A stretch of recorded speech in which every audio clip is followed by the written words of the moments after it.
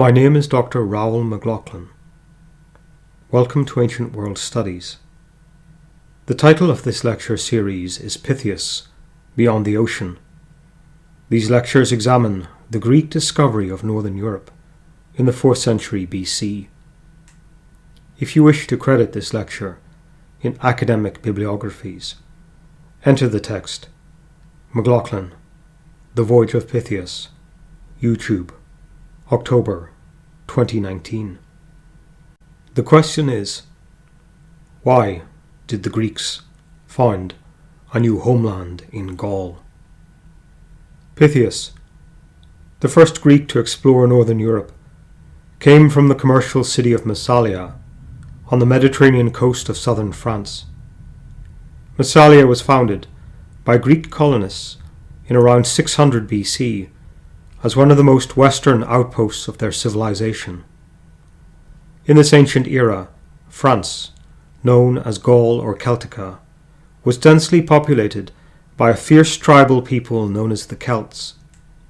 By 400 BC, almost all of northwest Europe, from Ireland to the Rhine, was dominated by Celtic tribes sharing similar dialects, social structures, belief systems, ideologies, and art styles.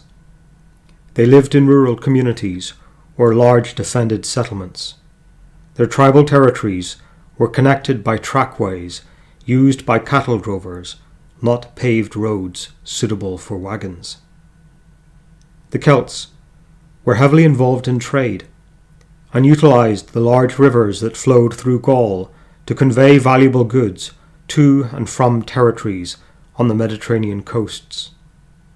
These goods included gold objects, mysterious amber, and the tin ore that the Greeks needed to manufacture bronze weaponry.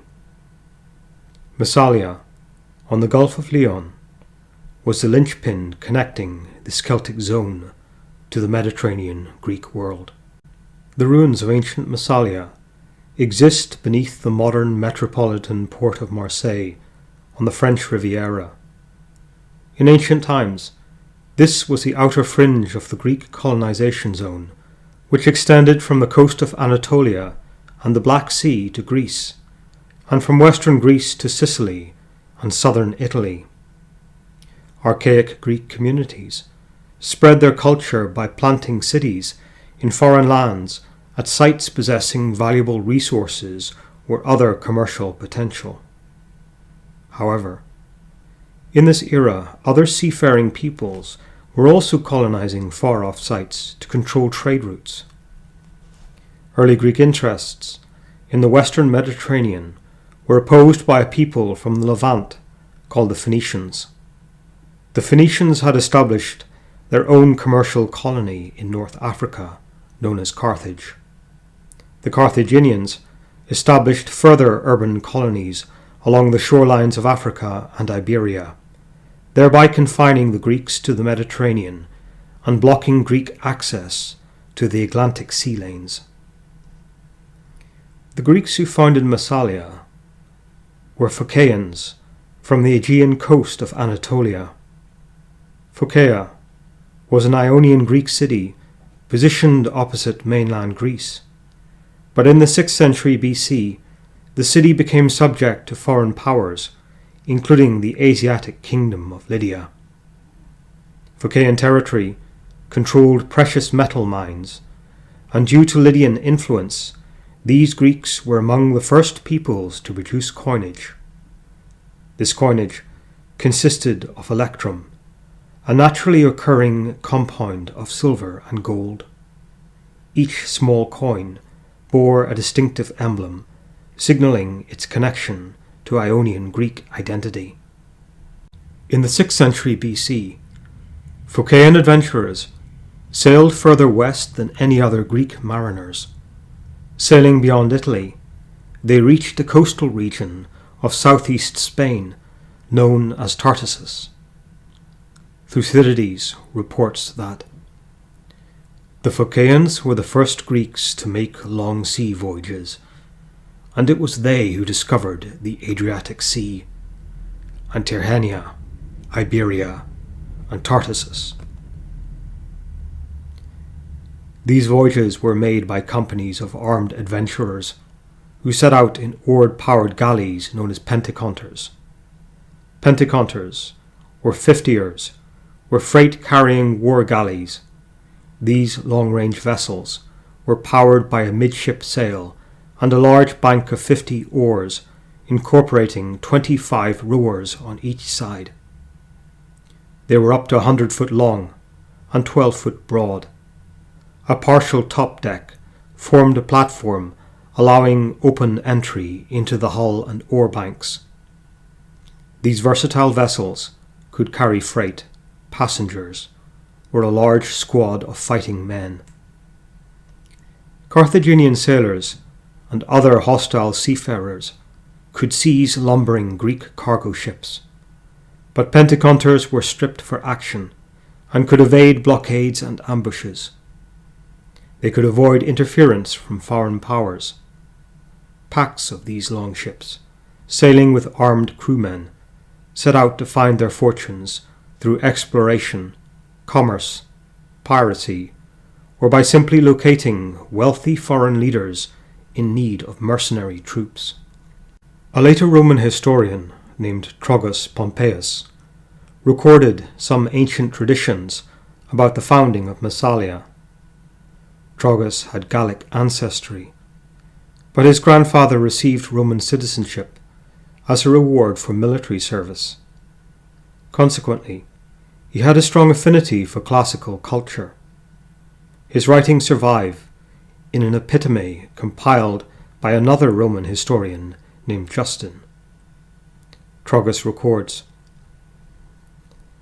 "Compelled by the smallness and infertility of their territory, the Phaeacians applied themselves more to seafaring than to agriculture.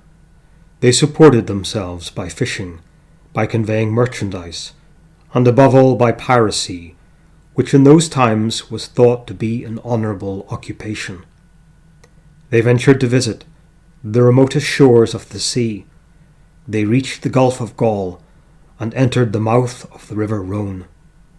Charmed by this pleasant country, and reporting on their return home what they had seen, they tempted others to go to these places."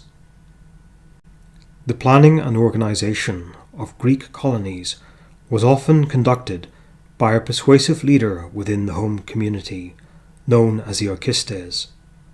The oikistes had discovered or ascertained the value of the new settlement site, and therefore had the vision for its development.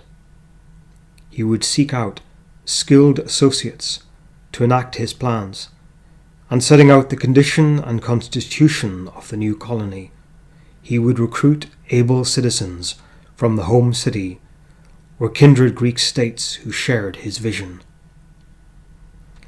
In most cases, colonists were citizens who freely volunteered for settlement overseas, induced by the prospect of receiving farmland, or incentivized by the possibility of gaining greater status and wealth in a new political community. Colonies were independent from their home cities, but shared strong kinship connections and possessed shared ancestry, religious affinities, and constitutional similarities. These social and political ties were used to summon overseas military assistance if the colony was threatened. For this reason, the ancient Greeks called their colonies apokeia, home away from home. According to ancient tradition, the site of Massalia was founded by a Phaeacian named Protus. While sailing along the Celtic shore of Gaul, Protus and his crew discovered a secure cove near the mouth of the river Rhone. From their voyages along this shore, the crew would have assessed the position of nearby river estuaries and considered maritime links that could be developed into new commercial sea lanes. This was a defensible site, protected by 2 rocky promontories and watered by an abundant freshwater spring. The crew established an onshore camp to scout the surrounding area, to investigate the fertility of the soil, and ascertain the type and condition of existing crops. There was also the character, abilities, and attitude of the native peoples to consider, especially their warlike tendencies. Could they be overcome and dominated, or brought into commercial and military alliance? In almost all instances, the civic leaders of a Greek community would send representatives to Delphi before founding a new colony. Delphi was a temple site in central Greece, sacred to the youthful sun god Apollo. The god Apollo, or an associated deity named Helios, was believed by the Greeks to have travelled the entire surface of the earth in a solar chariot. His sacred site at Delphi was the cultural and religious centre of the Greek world, and travellers from all parts of the Mediterranean could be found within its monumental grounds. The priestess oracle at the main temple, known as the Pytheas, would be asked to divine the outcome of the proposed plan for colonization. According to ancient accounts, she would ingest hallucinogenic volcanic vapours from a fissure in the mountain that exhaled this gas into a sacred sealed chamber. Her utterings would be interpreted by the temple priests and constructed into a meaningful answer by their careful deliberations. When the envoys from Phakeia received a favourable response from the oracle, they could feel reassured that the fates were in their favour, and their colonization plans could continue with the full prospect of success. Consequently, the ruling council of Phakeia granted Protus their support, and he set about the task of securing materials, gathering his new community, and preparing a flotilla of ships. According to Strabo, a further pronouncement from the oracle arrived just before the colonists set sail. The oracle advised the settlers to seek a guide for the voyage from the Ephesian Artemis. The goddess Artemis, protector of girls and young women, was the lunar sister of Apollo, and a summons from this deity could not be ignored. Accordingly, some ships left the departing convoy and sailed directly to the Greek city port of Ephesus, further down the Anatolian coast. They made inquiries to ascertain what the goddess had advised for their voyage. They learnt that a prominent noblewoman in the city had been given instructions by Artemis in a dream vision. Agreeing to travel with the colonists, she became the priestess for a new cult dedicated to the goddess at Massalia. Strabo explains, obeying the oracle, some of the Phakeans put in at Ephesus and inquired how they could procure a guide from the goddess. It happened that a woman of very high honour named Aristarcha had received a dream. The goddess had stood next to her and commanded her to sail away with the Phakeans, taking with her a statue which was among the sacred images held in the city. When the colony was finally settled, they established a temple to the goddess and gave Aristarcha an exceptional honour by appointing her priestess. In this manner, the Phakeans brought the cult of Ephesian Artemis to their new homeland, along with their own ancestral beliefs. These shared religious connections were important for attracting support and sympathies from kindred Greek communities. The voyage to Gaul was a dangerous and adventurous undertaking. The site of the new colony was more than 1,200 miles from the home city. In favourable weather, it was a 3-week voyage from the colony to the homeland, and this meant that even the most rapid assistance would take more than a month to reach the settlers. Furthermore, the threat of winter storms made sailings impractical throughout much of the year. However, the Phakeans had some advantages in the western Mediterranean. Many other Ionian Greek cities were establishing overseas colonies in southern Italy and the centrally placed island of Sicily. This provided a network of maritime support and a linking system of safe harbours between the Aegean and distant Gaul. Protus therefore gave the order for the embarkation of the settlers and set sail, heading west. He led the expedition, bringing his kinsmen, including citizen soldiers, to another homeland, a distant land that he had faithfully described. To discover how the Greeks colonized Massalia, subscribe to this channel for the next video lecture. I will be placing the text of these lectures on the research website academia.com. You can become affiliated with Ancient World Studies and this lecture series by purchasing merchandise. Follow the link below. Thank you.